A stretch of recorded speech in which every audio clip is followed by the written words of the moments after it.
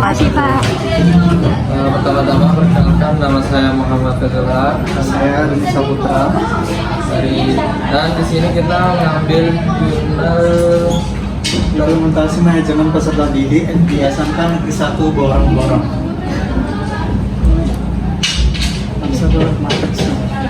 Nah, kita mulai dari latar belakang atau organisasi dari jurnal atau artikel tersebut. Kita menjelaskan bahwa pendidikan merupakan proses penting dalam mengembangkan potensi peserta didik baik secara intelektual, spiritual, sosial, moral maupun keterampilan. Manajemen peserta didik dipandang sebagai aspek penting dalam mengelola sekolah karena peserta didik merupakan input proses sekaligus output pendidikan. Pak, mau ke kamar mandi Pak, teman saya. Untuk analisis atau kritiknya itu latar belakang cukup relevan karena hubungan pentingnya pendidikan Pak, ternyata dengan itu ya Pak. Bapak dosennya. perlunya manajemen peserta didik, namun orang masih bersifat umum dan teoretis. Permasalahan khusus di SMK Negeri 1 Borong-Borong belum dijelaskan secara tajam. Misalnya masalah nyata dalam penerimaan, pembinaan, evaluasi atau mutasi peserta didik. Yang kedua ada tujuan penelitian atau penulisan. Tujuan penelitian adalah mendeskripsikan implementasi manajemen peserta didik di SMK Negeri 1 Borong-Borong meliputi perencanaan langkah-langkah pelaksanaan pembimbingan, evaluasi dan sistem mutasi peserta didiknya. Untuk tujuan penelitian dinyatakan secara jelas dan sesuai dengan fokus artikel. Tujuan tersebut juga konsisten dengan hasil penelitian yang membahas perencanaan, pembinaan, evaluasi dan mutasi peserta didik. Selanjutnya hipotesis atau pernyataan penelitian. Hipotesis tidak disebutkan secara eksplisit karena penelitian menggunakan pendekatan kualitatif, deskriptif. Pernyataan penelitian tersirat adalah bagaimana implementasi manajemen didik di SMK Negeri 1 si Borong-Borong. Untuk karena penelitian kualitatif tidak terlalu menggunakan hipotesis, ketiadaan hipotesis dapat diterima. Namun artikel akan lebih kuat jika dirumuskan pernyataan penelitian secara eksklusif. Misalnya terkait perencanaan, pembinaan, evaluasi dan mutasi peserta didik. Misalnya ada metode penelitian. Penelitian menggunakan pendekatan kualitatif, deskriptif dengan perencanaan studi kasus. Lokasi penelitian adalah di SMK Negeri 1 Borong-Borong. Waktu penelitian disebutkan pelaksanaan pada tahun 2025 sampai Juni 2025. Informasi meliputi kepala sekolah, wakil kepala sekolah, bidang kesiswaan, guru wali kelas, guru BK, serta pada bagian sumber data disebut 4 guru dan 4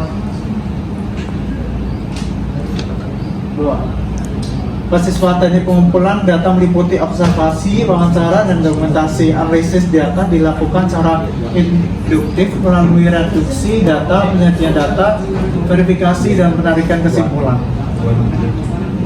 Untuk metode penelitian sesuai dengan tujuan deskripsi artikel, penggunaan observasi, wawancara, dan dokumentasi juga tepat untuk mengaji praktik manajemen peserta didik. Namun artikel belum menjelaskan cara rinci pedoman wawancara, bentuk observasi, teknik pemilihan format, serta prosedur validasi data secara mendalam.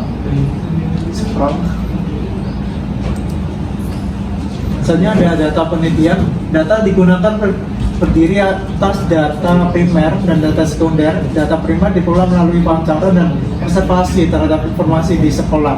Data sekunder diperoleh dari buku, dokumen, foto, statistik, serta dokumentasi sekolah. Penggunaan data primer dan sekunder sudah sesuai untuk penelitian kualitatif studi kasus. Akan tetapi artikel belum menunjukkan contoh data secara rinci, misalnya kutipan langsung wawancara, bentuk dokumen sekolah atau bukti observasi yang didukung temuan.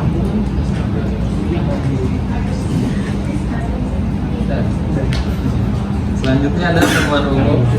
Temuan utama yaitu temuan utama menunjukkan bahwa implementasi manajemen peserta didik di SMK 1 Negeri Siborong telah berjalan secara sistematis dan partisipatif. Perencanaan dilakukan melalui rapat kerja awal tahun ajaran. Pembinaan peserta didik dilakukan secara berkelanjutan dengan pendekatan deduktif. Evaluasi dilakukan secara berkala mencakup aspek akademik dan sikap. Sistem mutasi peserta didik berjalan sesuai prosedur administratif. Ada temuan sudah sesuai dengan tujuan penelitian. Artikel berhasil menunjukkan aspek-aspek utama manajemen peserta didik. Namun, temuan masih bersifat deskriptif dan belum banyak menunjukkan bukti empiris yang mendalam serta data konkret jumlah siswa, bentuk program kesiswaan, frekuensi evaluasi atau contoh kasus mutasi. Selanjutnya ada analisis. Peneliti menganalisis data dengan tahap reduksi data, display data, dan verifikasi. Analisis dilakukan secara induktif berdasarkan hasil wawancara, observasi, dan dokumentasi. Peneliti mengaitkan temuan dengan konsep manajemen peserta didik, fungsi manajemen, serta teori pendidikan. Peneliti menafsirkan bahwa manajemen peserta didik di SMP Negeri 1 Siborong telah mendukung peningkatan mutu pendidikan perencanaan. Ayo.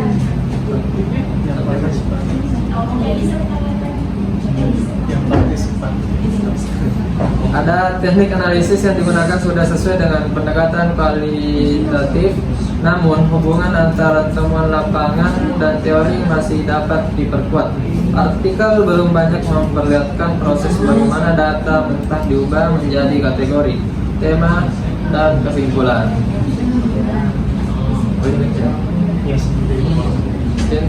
Selanjutnya ada interpretasi atau penafsiran. Di sini ada peneliti menafsirkan bahwa manajemen peserta didik di SMP 1 Negeri Siborong telah mendukung peningkatan mutu pendidikan, perencanaan yang partisipatif, pembinaan yang eduktif, evaluasi menyeluruh, dan mutasi yang tertib dianggap sebagai indikator manajemen yang baik. Interpretasi peneliti cukup logis dan sejalan dengan temuan. Namun, artikel belum menjelaskan secara kuat implikasi teoritis dan praktis secara terpisah. Keterbatasan penelitian juga belum dibahas secara khusus, meskipun pada bagian saran disebutkan bahwa penelitian masih terbatas pada aspek manajemen peserta didik. Selanjutnya ada kesimpulannya, yaitu kesimpulan menyatakan bahwa perencanaan manajemen peserta didik dilakukan secara sistematis dan partisipatif. Langkah perencanaan dilakukan melalui analisis kebutuhan dan evaluasi program, atau pembinaan dilakukan secara induktif atau evaluasi. Mencakup akademik, sikap, dan kedisiplinan, serta mutasi dilakukan sesuai prosedur administrasi. Kesimpulan sesuai dengan tujuan dan hasil penelitian. Saran yang diberikan juga relevan, yaitu kepala sekolah perlu mempertahankan perencanaan partisipatif, wakil kesiswaan mengembangkan pembinaan inovatif, guru dan wali kelas meningkatkan pengawasan sekolah, menyusun SOP lebih rinci, dan peneliti selanjutnya mengkaji efektivitas program pembinaan. Selanjutnya ada sumber data. Sumber data meliputi kepala sekolah, wakil kepala sekolah, bidang kesiswaan, guru, wali kelas, guru BK, tenaga administrasi, dan siswa. Data juga didukung dokumen, foto, buku, serta sumber tertulis lainnya.